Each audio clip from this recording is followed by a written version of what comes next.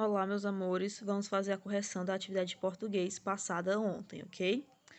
A primeira questão diz o seguinte: analise as imagens abaixo e, utilizando apenas uma palavra, escreva o que é retratado em cada uma.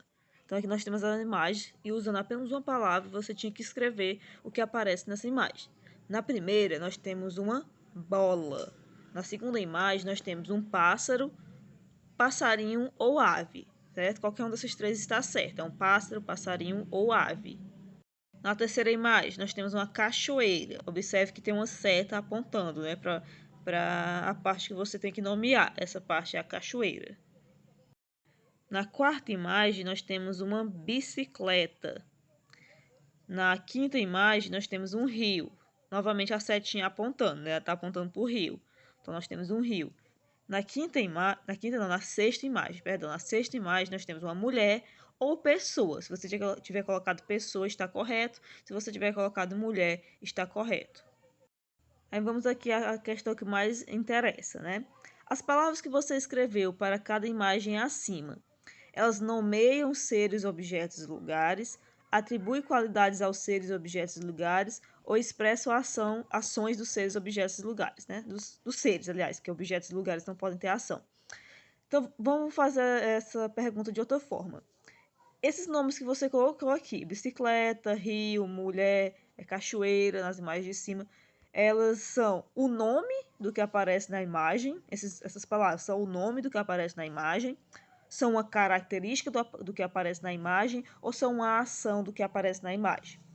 São os nomes, certo? Então, essas palavras elas servem para nomear seres, como a mulher e o pássaro, objetos, como a bicicleta e a bola, e lugares, como o rio e a cachoeira, certo?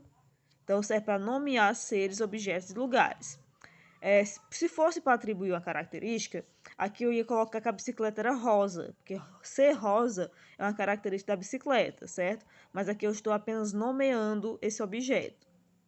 E as palavras que nós usamos para nomear, certo? Um objeto, um ser ou um lugar, são os substantivos, que nós já estudamos, vocês copiarem no caderno, que os substantivos são as palavras que nomeiam seres, objetos e lugares, que eu disse para vocês que o nome de vocês é um substantivo, porque é o seu nome, é aquilo que nomeia você, então é um substantivo próprio. Nós falamos bastante sobre isso nas nossas aulas.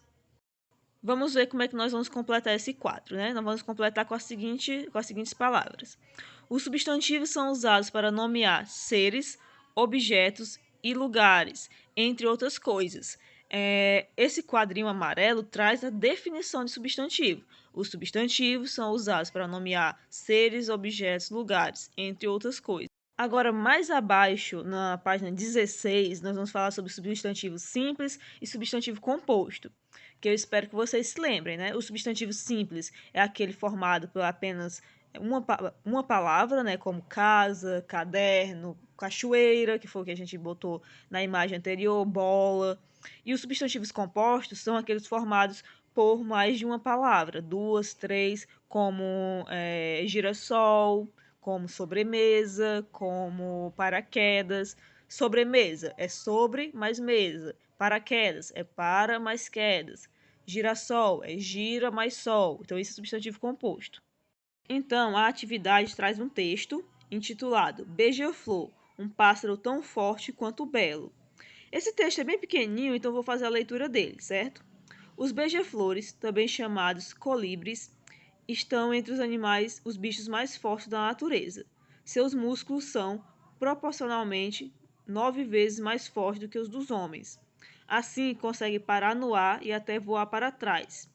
O batimento cardíaco dos beija-flores é altíssimo, 1000 batimentos por minuto. Para se ter uma ideia, o coração do avestruz, maior ave que existe, bate cerca de 180 vezes por minuto.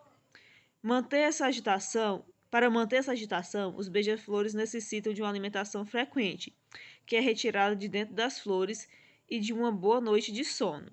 Então, o texto ele fala sobre o beija-flor, sobre o animal beija-flor, sobre a sua força, os seus músculos, os seus batimentos cardíacos, fala sobre a sua alimentação, como ele mantém toda essa agitação e toda essa força, né? É interessante observar que beija-flor é um substantivo, certo? Porque é o nome do animal. É o nome do animal. Mas já nós vamos falar sobre isso. A letra A. Gente, normalmente essas questões que tem esse balãozinho são feitas para serem respondidas oralmente. Quando eu não digo nada, é porque é para você responder escrito, certo? Aqui, como a resposta era pequena, eu deixei você responder no livro mesmo, caso você tenha respondido no livro. Quando as respostas são maiores, normalmente eu peço para responder no caderno. Mas quando for para responder no caderno, eu vou avisar, certo? Se eu não tiver avisado nada, é porque é para responder no livro mesmo. A letra A pergunta: de onde é retirada a alimentação dos beija-flores? Ela é retirada de dentro das flores, né? Esse é dito no texto. No finalzinho diz assim: para manter essa agitação, os beija-flores necessitam de uma alimentação frequente, que é retirada de dentro das flores. Aqui na letra A você vai responder de dentro das flores. Letra B. Observe os dois substantivos abaixo. Nós temos o substantivo pássaro e o substantivo beija-flor, certo? Os dois são substantivos. Pássaro é o nome do animal, da espécie de animal. E beija-flor, eu vou usar o termo raça, apesar de não ser esse o termo correto.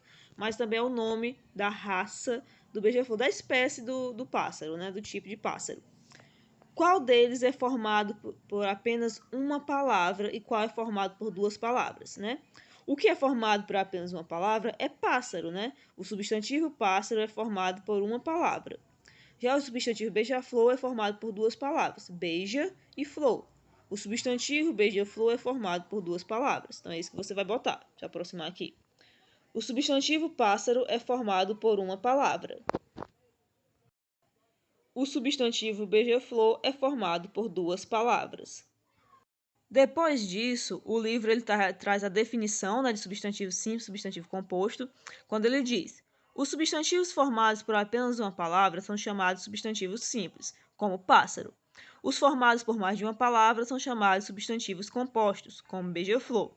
Aí abaixo nós temos dois exemplos de substantivo composto: sobremesa, que eu já falei, né, sobre mais mesa, e passatempo, que é passa mais tempo. Esses dois exemplos aqui são substantivos compostos formados sem hífen. O que é hífen? Hífen é esse tracinho aqui. Beija-flor possui hífen. Sobremesa e passatempo não possuem hífen. Agora na questão 1 da página 17. Forme substantivos compostos ligando as palavras das duas colunas. Então você só vai ligar as palavras. Ponta, pé. Não pode ser ponta sol, ponta papo, ponta flor. Essa palavra não existe, né? Então é ponta, pé. Couve, flor. Gira, sol. Bate, papo. Segunda-feira. Repetindo. Pontapé, couve-flor, girassol, bate-papo, segunda-feira. Aí abaixo pede o seguinte: agora escreva as palavras formadas. Então você vai escrever pontapé, couve-flor, girassol, bate-papo e segunda-feira, certo? Aqui eu tenho duas observações para fazer. A primeira é dessa dica que o livro traz. Ele diz o seguinte: alguns substantivos possuem hífen, outros não. Se tiver dúvida, pesquise em um dicionário. Vê aqui, pontapé e girassol não possuem hífen, enquanto couve-flor, bate-papo e segunda-feira possuem hífen. Então, se você tiver com dúvida na hora de fazer a atividade, você pode pesquisar, você pode perguntar para alguém, certo? Para você não escrever errado. A outra observação é sobre girassol. Quando quando as palavras estão separadas, gira, sol. Sol é escrito apenas com um S, né? Não é com dois.